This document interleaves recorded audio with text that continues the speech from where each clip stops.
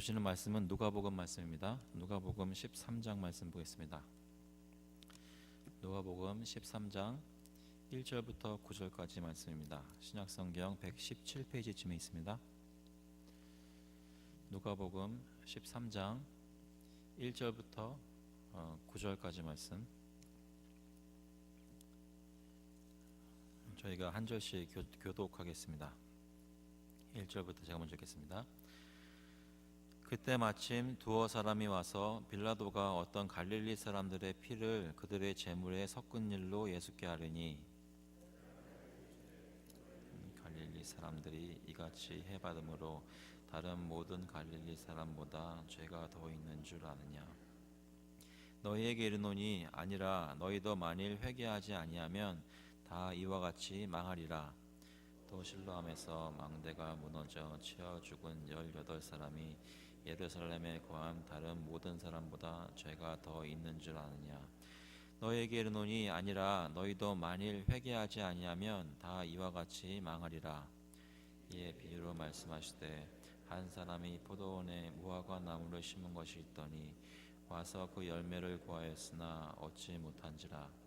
포도원 지기에게 이르되 내가 3년을 와서 이 무화과 나무에서 열매를 구하되 얻지 못하니 찍어버리라. 어찌 땅만 버리게 하겠느냐?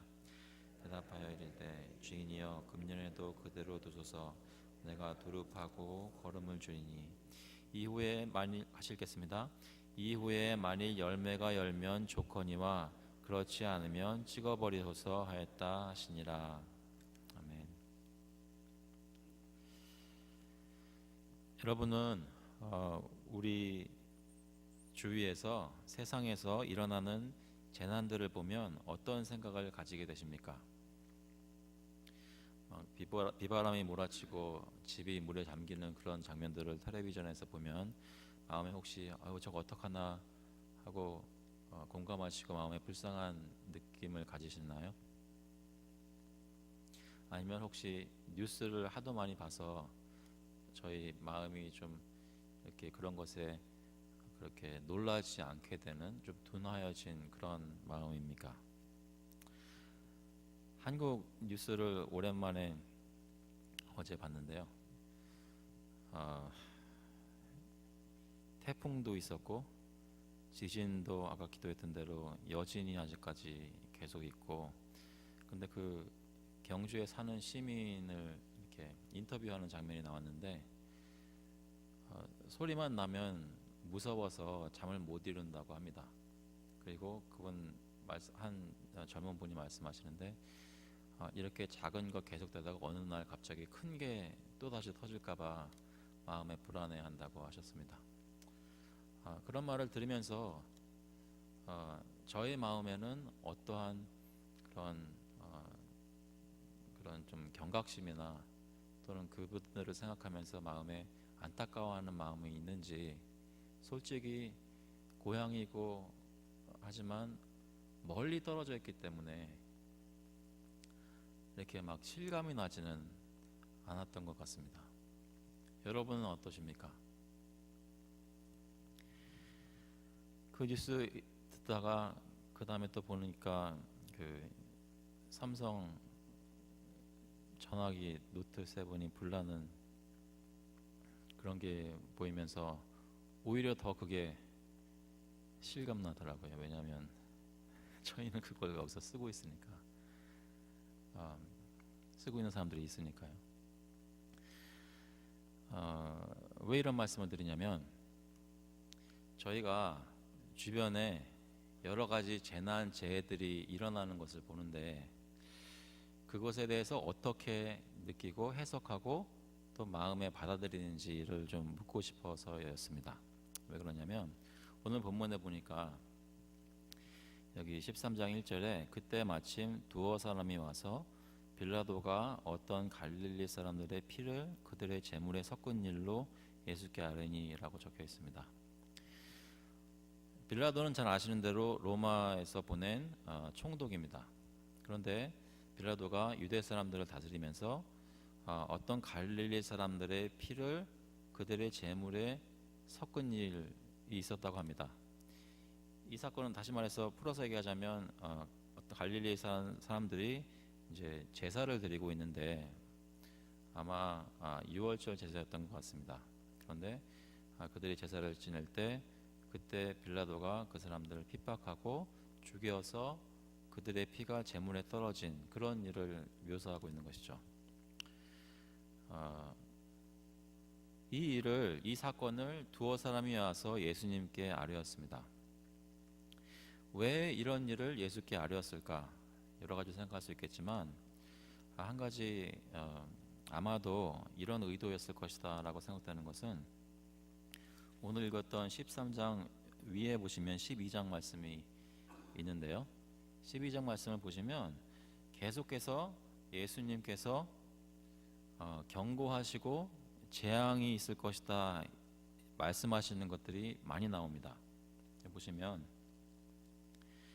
12장 47절 46절 같은 데 보면 생각하지 않은 날 알지 못하는 시각에 그 종의 주인이 이르러 엄히 때리고 신실하지 아니한 자의 받는 벌에 처하리니 주인의 뜻을 알고도 준비하지 아니하고 그 뜻대로 행하지 아니한 종은 많이 맞을 것이요.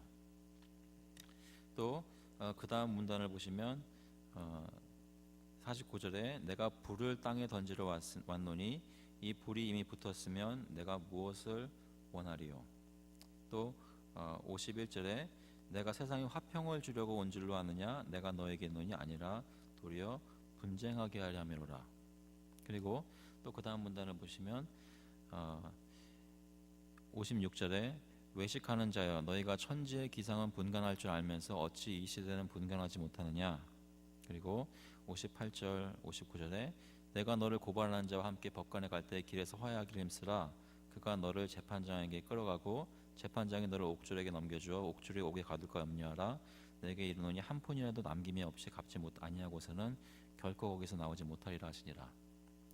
다시 말해서 누가복음 12장에서 계속해서 예수님께서 마지막 때를 가르치시고 그들이 돌아서서 주님 앞에 바른 관계를 맺을 것을 계속 권면하고 있었습니다. 그들이 권면대로 따르지 않으면 말 그대로 옥에 갇혀 영원히 나오지 못할 것이다.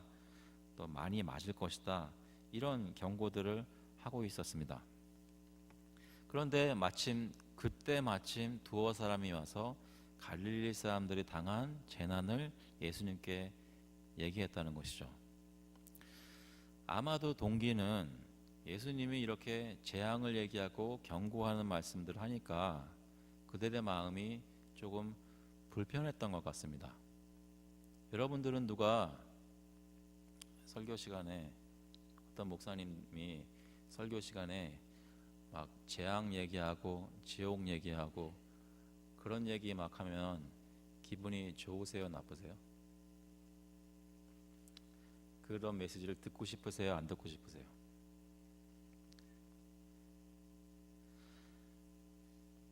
마음이 좀 불편해집니다.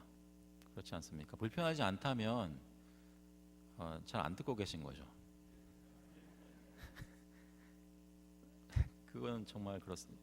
설교하다 보면 분명히 이게 임팩트가 있어야 되는데 아무런 표정의 변화가 없는 걸 보면 분명히 이건 딴 생각하고 있거나 눈을 뜨고 있는 게 주무시는 겁니다. 근데 이게 정말 마음에 조금이라도 이해가 되면 마음이 그냥 편할 리가 없습니다. 아마 예수님의 메시지를 듣고 있던 그 사람들 중에서도 이렇게 자꾸만 경고 얘기하고 재난 얘기하고 이러니까 마음이 좀 불편했던 분들이 이런 얘기를 하지 않았나 싶습니다. 어떤 동기로 얘기했냐면 저 갈릴리 사람들이 있었는데 그 중에 어떤 사람들이 제사를 드리다가 이런 참변을 당했다는 것입니다. 그 이면에 있는 의도는 뭐냐면 그 사람들은 무슨 죄를 졌기에 그런 참변을 당했습니까? 라는 예수님께 어떤 질문이나 보고이겠죠. 그것의 내면에는 무엇이 있냐면 저 사람들은 저렇게 죄를 지어서 하나님으로부터 이런 참변을 받았지만 우리는 그 사람들과 같지 않기 때문에 이런 일이 없겠죠 라는 것입니다. 다시 말해 12장에서 또 예수님이 그동안 계속해서 경고하고 회개하라 천국에 가까웠느니라 라고 말씀하시는 그 모든 게 그들이 들을 때는 나와는 큰 상관이 없는 그런 재난, 재앙이다라고 생각을 하였던 것 같습니다.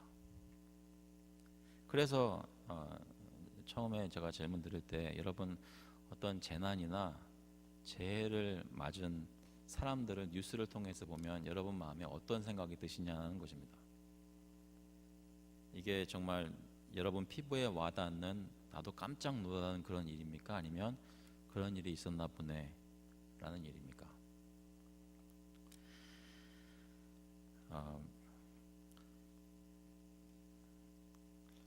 오늘 한 군데 사랑방 어르신들 모이는 아파트에 모이는 사랑방 모임에 갔었는데요.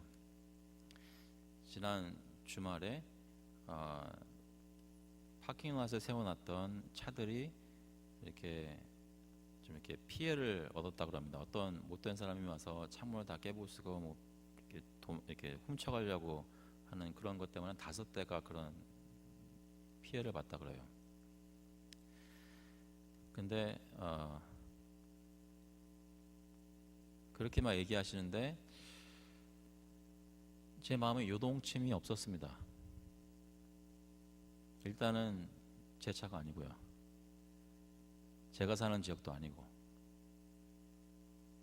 오히려 저는 볼티모어 카운티 사는데 그런 일 없었거든요. 근데 여기는 하워드 카운티인데 그런 일이 있었단 말이에요. 그러면서 왜 비싼 돈 내가면서 하워드 카운티 하지 볼티모어 카운티 안 하시나.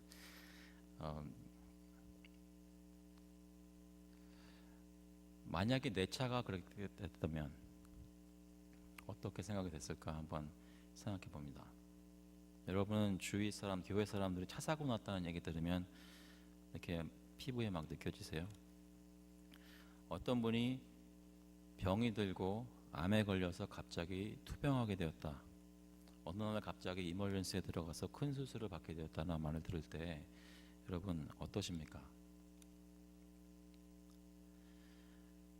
저희 교회에서 그런 소식이 들릴 때 여러분들 마음에 어떠한 마음을 가지게 되십니까? 장례식이 장례가 나서 장례 예배를 하게 될 때 여러분 어떤 마음으로 그 예배에 참석하시나요? 제가 가장 장례 예배 때 이렇게 좀 슬프고 마음이 움직였던 장례 예배는 첫 장례 예배였습니다. 그 다음부터는 물론 어떨 때는 정말 마음이 쓰리기도 하고 힘들기도 하고 이런 것들이 다 위아래로 굴곡이 있으면서 있었지만 이렇게 정말 피부에 와닿았던 거는 첫 번째였습니다. 무슨 얘기냐면 첫 번째 이후로는 제가 조금씩 감각이 무뎌진다는 것이죠.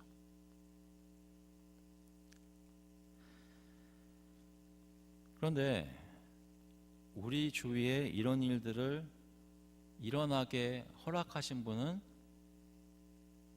하나님인데, 하나님께서 물론 그 사람이나 그 가정이나 그 나라나 어떤 목적을 가지고 그들에게 주시는 메시지가 분명히 있겠지만 그것을 보게 하시는 우리에게는 어떤 메시지가 있냐는 것입니다.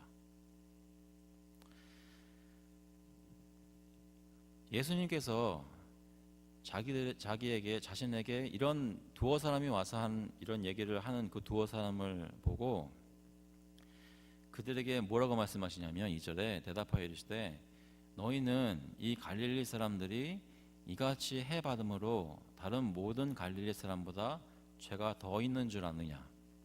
예수님은 그들의 마음을 꿰뚫어 보시고 그들 마음 가운데 있었던 이 사람들은 다른 사람보다 죄를 많이 졌기 때문에 이렇게 해를 받은 것이 아닙니까? 라는 그런 마음을 아시고 이렇게 말씀하신 것입니다.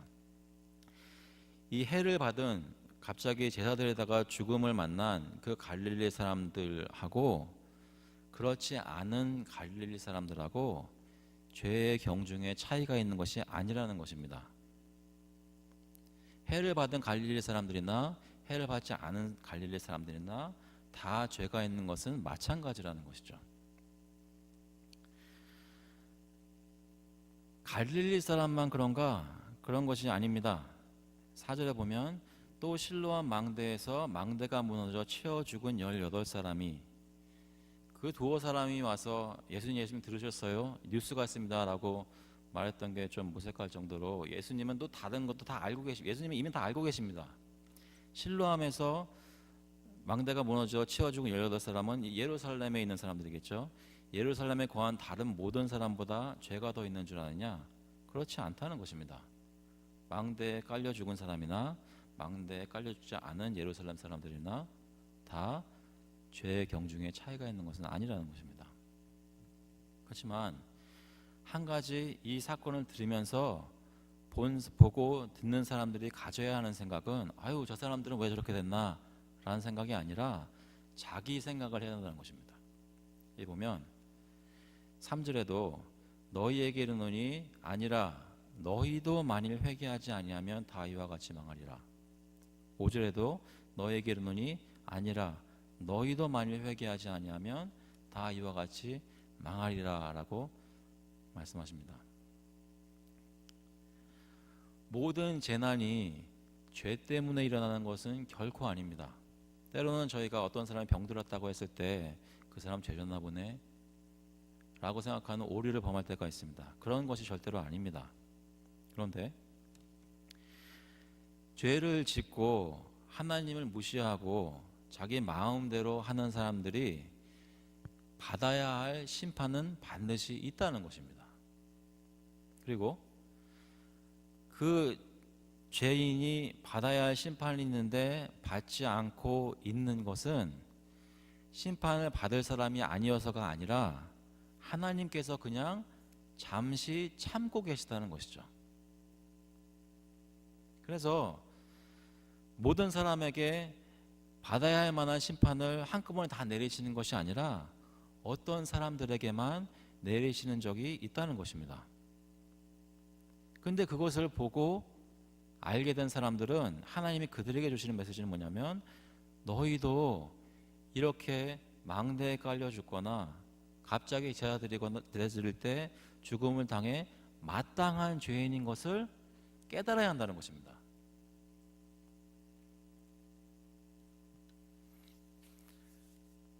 지진이 난 곳이 왜 경주만 있겠습니까? 태풍이 나고 허리케인이 닥쳐서 집을 잃은 사람들이 뭘 잘못했다고 그런 일들을 당했겠습니까? 잘못한 것이 있을 것이고 하나님 앞에서, 공의로운 하나님 앞에서 따져보아도 그들이 아무런 할 말도 없을 것입니다. 그런데 우리도 마찬가지라는 것이죠. 어떤 사람은 암이 걸리고 어떤 사람은 암에 안 걸린다고 해서 이 사람이 이 사람보다 더 복을 받은 것인가? 아니란 말씀입니다.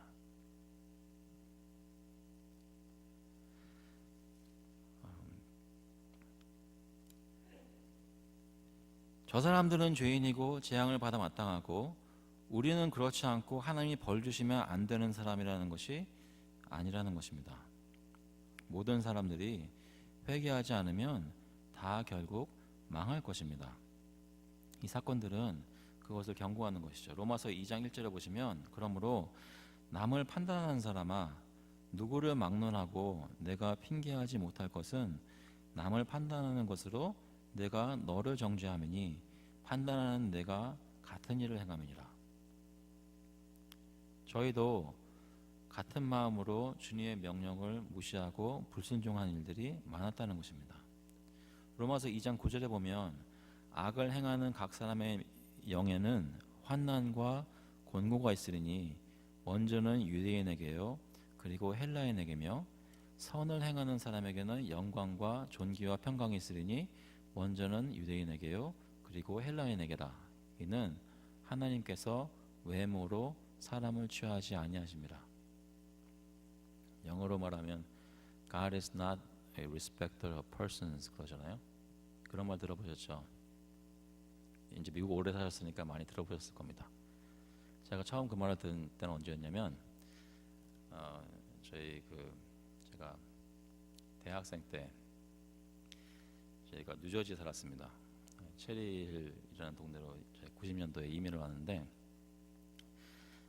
전 대학교에서 딴 데 갔다가 방학 때 왔는데 제 어머님이 콜로라도에 아시는 분이 친구의 친구가 있었습니다. 근데 그 친구의 친구가 딸이 있다는 거예요. 그래가지고 만나보라고 해서 뉴저지에서 제 동생과 그 미니밴을 타고 운전해서 갔습니다. 중간중간 친척 고모님들 들렸다가 갔어요. 근데 갔던 이유는 꼭 딸만 만나라는 게 아니라 거기서 자마라는 컨퍼런스가 있었습니다. 혹시 자마라고 혹시 아세요? Jesus Awakening Movement in America라는 것이 있는데 그때 사실은 원래 청소년이 아니라 대학생들을 위한 그런 컨퍼런스였습니다. 그때 그 콜로라도에 있는 큰 스타디움에서 한 2만 명 넘게 모였어요. 그래서 미국에 있는 한인들 또 한국에 있는 한국 사람들이 또 선교대 한다고 가지고 막 와가지고 같이 컨퍼런스를 했습니다. 그때 미국에서 정말 유명한 스피커들이 와가지고 여러 가지 좋은 말씀 많이 해주셨는데 그때 앉아있던 사람들 중에 한국에서 온 분들이 수백 명 넘게 있었습니다. 그런데 한 스피커가 하나님이 어떻게 한국 사람들을 굉장히 전략적으로 사용하셔서 이 기독교 역사에 큰 획을 긋게 하신 일을 하셨는지 그거를 말씀하시기 시작하셨어요. 그러니까 한국이 굉장히 작은 나라인데도 불구하고 하나님이 크게 쓰셨다는 것이죠. 그랬더니 한국에서 온 분들이 그 얘기를 듣고 갑자기 마음에 이렇게 좀 기뻐하셨는지 굉장히 올라왔던 모양입니다. 그래서 갑자기 소리를 막 와 이렇게 지르기 시작했어요. 근데 그때 그 강사가 제가 그 컨퍼런스에 대해서 몇 가지 기억 못하는데 그때 그 강사가 했던 말이 바로 그겁니다. 하나님은 사람을 외모로 취하지 않으신대요. 무슨 얘기냐면 한국 사람이 굉장히 특별해가지고 하나님이 그렇게 쓰신 게 아니란 말씀입니다. 여러분 어떠셨든지 모르겠지만 제가 어릴 때부터 한국에서도 그랬고 여기서도 그랬고 계속 들으면서 크면서 들었던 말이 뭐냐면 한국 민족은 굉장히 우수하다는 거예요. 굉장히 똑똑하고 가장 유사한 민족은 유대인이라는 겁니다. 그래서 굉장히 어느 분야에 가든지 뛰어난 역량을 발휘한다는 거죠. 그렇기 때문에 하나님께서 또 이렇게 크게 들어 쓰신다는 그런 얘기를 많이 들었습니다. 근데 그때 그 강사가 하신 말씀을 들은 다음부터 오랫동안 들었던 그 말이 순전히 거짓말이라는 것을 알게 됐습니다.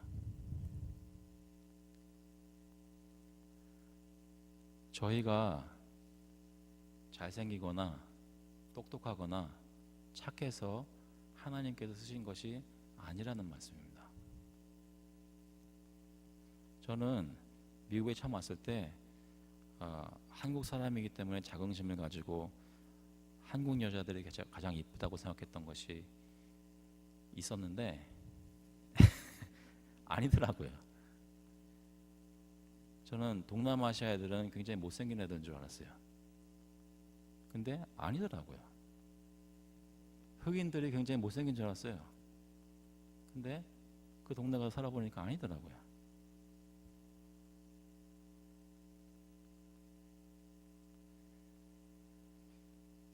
여러분이 자긍심을 가지고 있는 것이 여러분 민족이든지 여러분 가정이든지 뭐 여러분 교회든지 뭐 여러분의 무슨 직장이든지 무슨 배경이나 어떤 것을 가지고 계시든지 간에 여러분이 거기서 어떤 복을 누리고 계신 것은 절대로 그 자리에 계시는 여러분이 잘나서가 아니라는 것을 꼭 한번 기억하시면 좋겠습니다.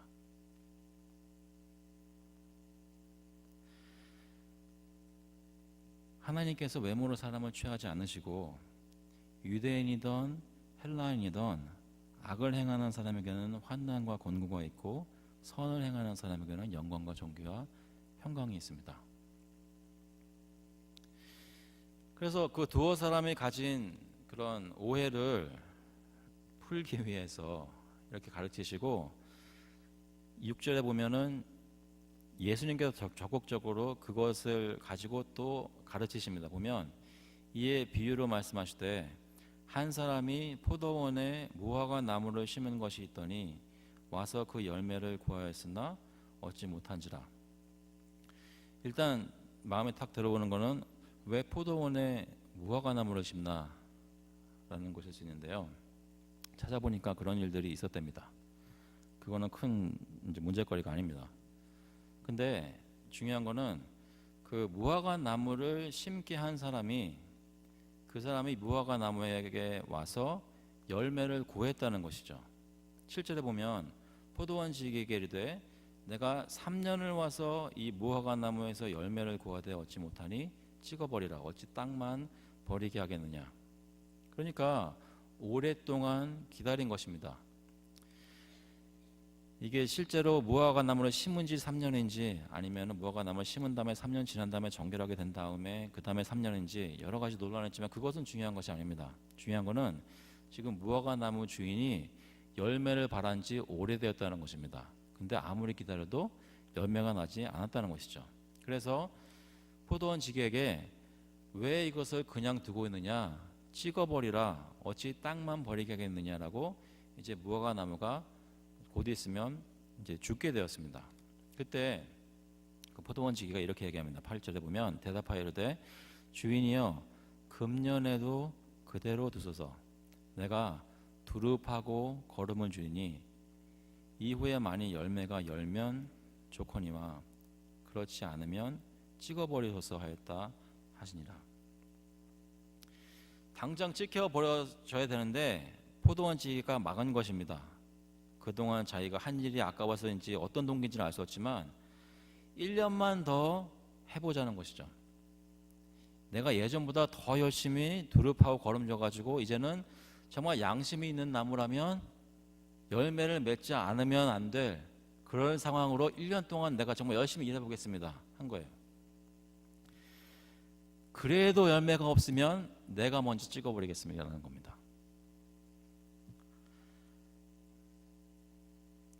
이 얘기가 뭐라고요? 비유입니다. 그러면 이게 무화과 나무에 관한 얘기겠어요?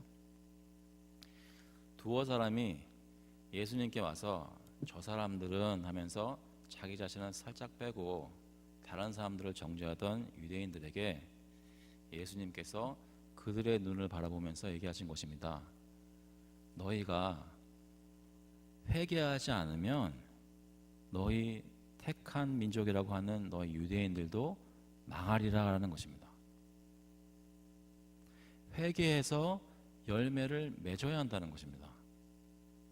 그동안 너희가 받은 복이 얼마인지 세어보라는 것입니다. 무화과 나무는 3년 동안 포도원 지기가 일해가지고 받았던 영양분과 모든 일이 있습니다.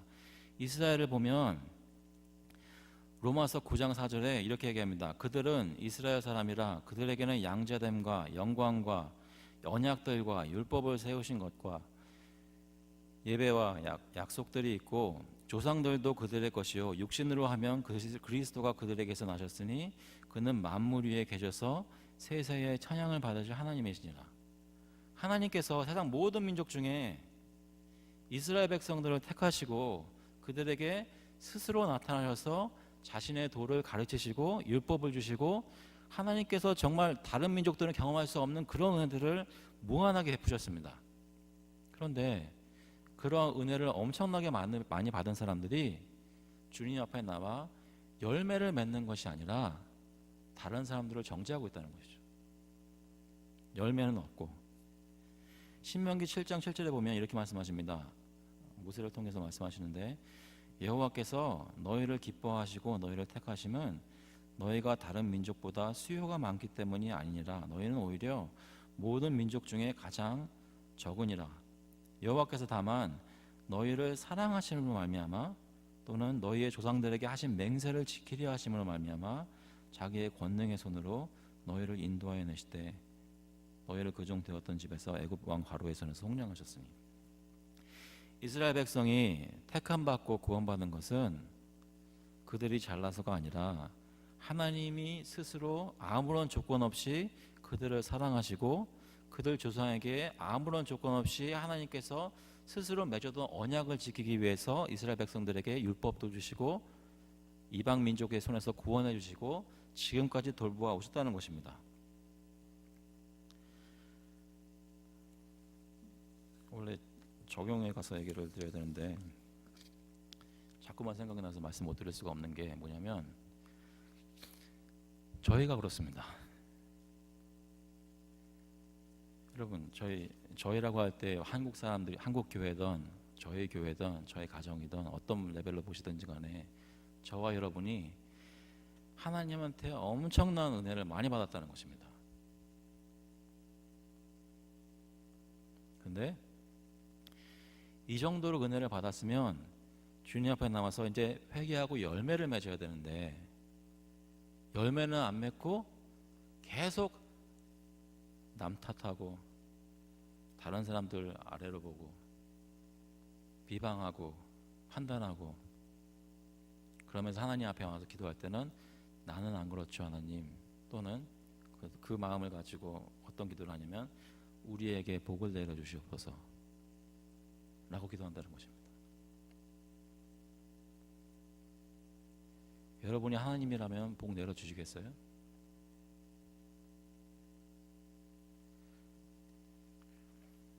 수년 동안 땅만 버리게 하겠느냐, 찍어버리라 하실 겁니다.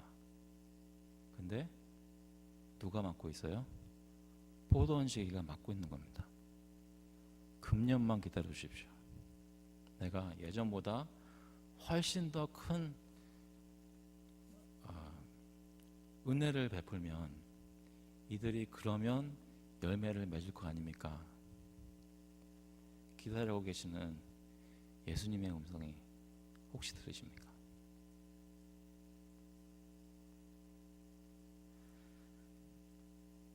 때때로 저희가 이렇게 신앙생활이나 또는 직장에서나 가정에서나 어떤 뜻하지 않은 복을 만날 때 그냥 아무런 생각 없이 감사합니다 주님, 저를 정말로 사랑하시나 보네요 라고 착각할 때가 있습니다. 주님이 저에게 은혜를 부어주실 때는 바라시는 게 있는 겁니다. 오해하지 마십시오.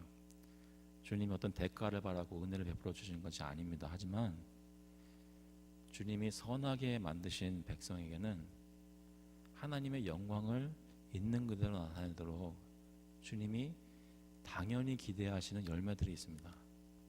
그런데 그것을 교회나 가정이나 개인이 깨닫지 못하고 그냥 좋은 것은 받아 누리고 다른 사람들에게 베풀지 않고 오히려 다른 사람들을 배척하는 일이 있다면 그것은 굉장히 위험한 것입니다. 그래서 세례 요한이 예수님 오시기 전에 이렇게 얘기했습니다. 누가복음 3장 7절에 보시면 요한이 세례 받으러 나오는 무리에게 이르되 녹사의 자식들아 누가 너에게 일러 장차 올 진노를 피하라 하더냐. 그러므로 회개에 합당한 열매를 맺고 속으로 아브라함이 우리 조상이다 말하지 말라. 내가 너에게 이르노니 하나님이 능히 이 돌들로도 아브라함의 자손이 되게 하시리라. 저희는 주님 앞에 나와서 엎드려 예배를 드릴 때마다 이런 생각을 가져야 됩니다. 내가 하나님 앞에 합당한 열매를 맺지 못한 것이 무엇이 있는가? 말씀을 듣다 보니까 하나님이 내 삶 속에 기대하시고 원하시는 것들이 무엇이 있는가 깨달아지면, 그리고 그런 것들이 내 삶 속에 없어요. 우리 삶 속에 없다면 주님 앞에 빨리 나와서 회개하고 삶의 모습을 돌이켜서 열매를 맺을 수 있도록 주님 앞에 주님 원하시는 방향으로 나아가야 한다는 것입니다. 이런 일을 가장 잘하신 분이 누구실까요? 바로 예수님입니다. 예수님께서 참된 열매를 맺는 마음이 정결한 이스라엘입니다. 마태복음 11장 29절에 보시면 나는 마음이 온유하고 겸손하니 나의 멍에를 메고 내게 배우라. 그리하면 너의 마음이 쉼을 얻으리니. 빌립보서 2장 5절에 보니까 너희 안에 이 마음을 품으나 곧 그리스도 예수의 마음이니 그는 근본 하나님의 본체시나 하나님과 동등됨을 취할 것으로 여기지 아니하시고 오히려 자기를 비워 종의 형체를 가지사 사람들과 같이 되셨고 사람의 모양으로 나타나사 자기를 낮추시고 죽기까지 복종하셨으니 그 십자가에 죽으심이라. 우리 인류 중에 가장 뛰어난 사람은 누구셨습니까? 예수님이셨습니다. 그런데 그 예수님이 가장 하나님 앞에서 자신을 낮추셨다는 것입니다. 가장 하나님이 원하시는 선한 열매를 맺은 분은 예수님이라는 것이죠. 그래서 저희 같은 죄인이 열매를 맺기 위해서는 저희 스스로는 절대로 할 수가 없고 오로지 예수님께 나와 그분을 믿고 의지할 때만 예수님이 주시는 성령의 능력으로 열매 맺는 것이 가능하다는 것입니다. 그래서 저와 여러분 마음 가운데 회개하는 마음이 조금이라도 들고 이제는 열매를 맺어야겠구나 경각심이 들면 가장 먼저 해야 하는 것은 예수님께 나와야 하는 일입니다. 무엇을 회개하며 무엇을 열매 맺어야 할까요? 오늘 본문에 나오는 것처럼 다른 이들과 우리가 다르다고 생각하지 마시기 바랍니다. 그것이 한국 사람이 아닌 중국 사람이든 우리가 생각할 때 냄새난다고 생각하는 음식을 매일매일 먹는 인도 사람이든 우리가 생각할 때 마음이 차갑고 정말 뒤에서 등을 찌르는 일이 빈번하다고 생각하는 백인들이든 사람 같지 않고 한 행동이나 말을 보아서는 짐승 같다고 생각하는 흑인들이든 그 사람들과 내가 다르지 않다고 생각하셔야 됩니다. 무엇에서요? 주님 앞에 멸망받아 마땅한 사람들인 죄인들이라는 것을 다르게 생각하시면 안 된다는 것입니다. 그래서 그 마음을 가지고 예수를 믿고 회개하여 그를 구주로 영접하고 새로운 피조물이 되어야 합니다. 예수께서 대답하여 이르시되 진실로 진실로 내게 이르노니 사람이 거듭나지 아니하면 하나님의 나라를 볼 수 없느니라. 그리고 그런즉 누구든지 그리스도 안에 있으면 새로운 피조물이라 이전 것은 지나갔으니 보라 새 것이 되었도다. 저희가 주님 앞에 나와서 살 때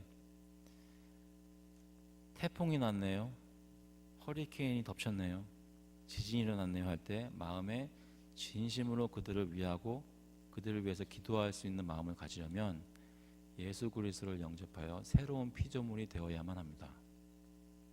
그래서 새로운 피조물들은 하나님의 마음을 가지고 정말로 긍휼히 여기는 마음으로 그런 뉴스를 듣고 그들을 위해 기도해야 한다는 것이죠.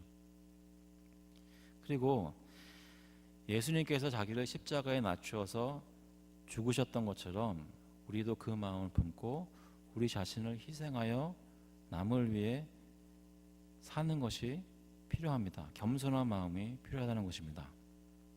그리고 육체의 일을 회개하고 성령의 열매를 맺어야 합니다. 갈라디아서 5장 말씀해 보시면 19절에 육체의 일은 분명하니 곧 음행과 더러운 것과 호색과 우상숭배와 주술과 원수 맺는 것과 분쟁과 시기와 분냄과 당짓는 것과 분열함과 이단과 투기와 술취함과 방탕함과 또 그와 같은 것이라.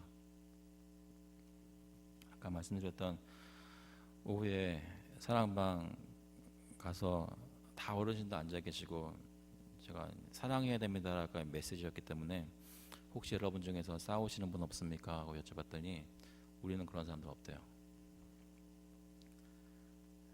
그래가지고 계속 되풀이해서 얘기를 했습니다. 그래서 몇 년 사셨습니까? 오래 살다 보면은 그래도 말과 행동 때문에 상처받고 상처 주는 일이 없었습니까? 계속 얘기했는데 아무 말도 안 하시더라고요. 그러더니 설교 끝내고 제가 앉으려고 하는데 한 분이 물어보세요. 어떤 사람은 어떤 사람하고 오랫동안 싸우는데 나 가운데 껴가지고 아무리 뭐라고 얘기를 해도 사회를 안 한다는 거예요. 그러니까 결국 그 중에도 싸우시는 분들이 있었던 거예요.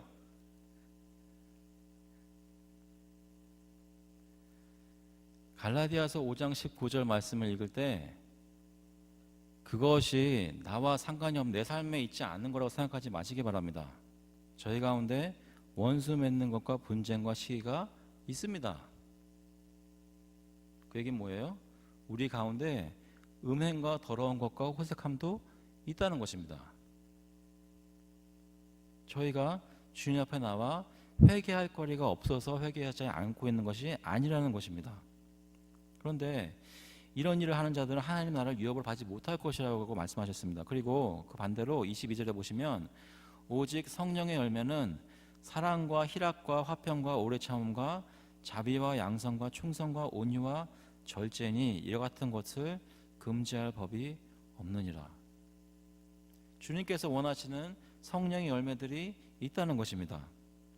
그런데 어떻게 이런 열매들을 맺어요? 24절에 보니까 그리스도 예수의 사람들은 육체와 함께 그 정욕과 탐심을 십자가에 못 박았느니라. 예수 그리스도께서 십자가에 달리셨을 때 주님이 거기서 피 흘리신 이유는 내가 지금 가지고 있는 이 정욕과 투기하는 마음과 시기하는 마음, 싸우는 마음 때문에 거기서 죽으신 것을 저희가 깨닫고 내 이 정욕도 거기다 못 박습니다라고 주님께 내어놓고 회개해야 한다는 것이죠. 저와 여러분이 이 밤에 잠깐 생각해 볼 때 주님 앞에 나아가서 십자가에 못 박아야 되는 그런 욕심들이 어떤 것들이 있습니까?